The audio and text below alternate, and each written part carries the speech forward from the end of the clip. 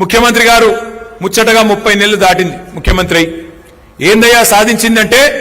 ఎక్కే విమానం దిగే విమానం 71సారి ఢిల్లీకి 72సారి ఢిల్లీకి 73సారి ఢిల్లీకి తొందరలో శత దినోత్సవం 100వసారి ఢిల్లీకి పోనీ 100 సార్లు పోయినావు కనీసం 100 పైసలు తెచ్చినావా ఢిల్లీకి వెళ్ళి తెచ్చుడు ఎక్కడిది మొత్తం ఇచ్చేచ్చుడేనా ఇచ్చొచ్చుడు తప్ప తెచ్చుడు లేదు ఇవాళ రైతులకు సంచులు లేవు మన మొత్తం వరంగల్ అంతా తిరిగినాం నర్సంపేట తిరిగినాం మొత్తం జనగామ పోయినాం అట్లాగే మధ్యలో మన వర్ధనపేట పోయినాం పరకాల పోయినాం ఎక్కడెక్కడ కొనుగోలు కేంద్రాలు ఉంటే అక్కడక్కడ పోయినా లాస్ట్ టైం నేను వచ్చినప్పుడు ఎక్కడ కూడా రైతులు చెప్తున్న మాట ఒకటే సార్ సంచులు లేవు బార్దాన్ లేదు సుతిలు లేదు నీళ్లు లేవు ఏం లేవు కొనుగోలు కేంద్రాలు అడిగేటోడు లేడని చెప్తున్నారు ఎక్కడ పోయినాయిరా సంచులు అని చెప్పి నేను దేవులాడినా ఎక్కడ పోయినాయట మొత్తం ఢిల్లీకి పోతున్నాయట మంచిగా సంచులలో నిండా నింపి నెలకొక్కసారి పోయి ఆడ ఢిల్లీలో కప్పం కట్టి సామంతరాజు గారు రెన్యువల్ చేయించుకొని రావాలి ఇది ఈరోజు తెలంగాణ పరిస్థితి ఆలోచించండి మీరు కూడా ఏం లాభం వచ్చింది కాంగ్రెస్ వచ్చిన తర్వాత ఇవాళ తెలంగాణకు వచ్చిన లాభం ఏంది తెలంగాణ ప్రజలకు జరిగిన మరి మేలేంది ఆలోచించవలసిన అవసరం ఉన్నది రైతు బంధు బంద్ అయింది నేను ఇక్కడ రైతు సంగ్రామ సదస్సు పెట్టి ఇదే వరంగల్లో మే 6 తారీఖు నాడు పోయిన మాసంలో మనందరం కూడా కలుసుకున్నాం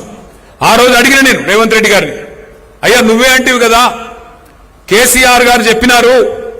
రేవంత్ రెడ్డి గాని కాంగ్రెస్ ప్రభుత్వం వస్తే రైతు బంధుకు రామ్ రామ్ అవుతుందని చెప్పిండు చెప్తే ఏమన్నాడు రేవంత్ రెడ్డి ఆ రోజు మేమేమన్నా దిమాగ్ లేని వాళ్ళమా మేమేమన్నా దివానాగాళ్ళమా రైతు బంధు ఎందుకు బంద్ అవుతుందా అని మాట్లాడిండు ఇవాళ నేను అడుగుతా ఉన్నా రేవంత్ రెడ్డి గారిని 3 సార్లు రైతు బంధు ఎగ్గొట్టినోని ఏమనాలి మరి ఏమనాలో గదే అనాలి ఒక మాట మనం ఆలోచించవలసిన అవసరం ఉన్నది ఒక రైతు బంధు ఎగ్గొట్టడం మాత్రమే కాదు ఆఖరికి యూరియా ఇచ్చే దిక్కులేదు ఈరోజు కేసీఆర్ గారి పరిపాలనలో ఒక్క ఫోన్ కొడితే ఒక ఆటో అన్నకో ఆటో తమ్మునికో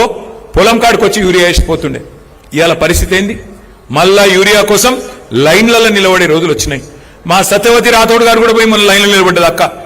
నాకు కూడా యూరియా కావాలి నా పొలానికి అని చెప్పి ఒక పరిస్థితి ఇవాళ తెలంగాణలో కనబడతా ఉన్నది ఈ 30 నెలల్లో జరిగిన వినాశనం ఈ 30 నెలల కాంగ్రెస్ పరిపాలనలో చూస్తున్న విషాదం